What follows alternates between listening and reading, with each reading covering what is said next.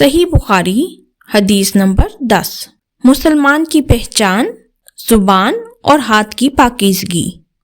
رسول اللہ صلی اللہ علیہ وآلہ وسلم نے فرمایا، مسلمان وہ ہے جس کی زبان اور ہاتھ سے مسلمان بچے رہیں، اور مہاجر وہ ہے جو ان کاموں کو چھوڑ دے جن سے اللہ نے منع فرمایا۔ یہ حدیث ہمیں سکھاتی ہے کہ مسلمان کی پہچان صرف نماز اور روزہ نہیں، بلکہ یہ بھی ہے کہ وہ کسی کو زبان اور ہاتھ سے تکلیف نہ پہنچائے۔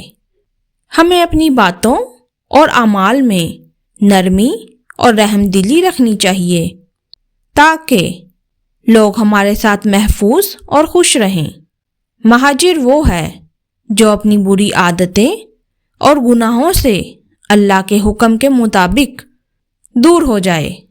ہر مسلمان کو اپنے آپ پر قابو پانے اور دوسروں کے حقوق کا خیال رکھنے کی کوشش کرنی چاہیے۔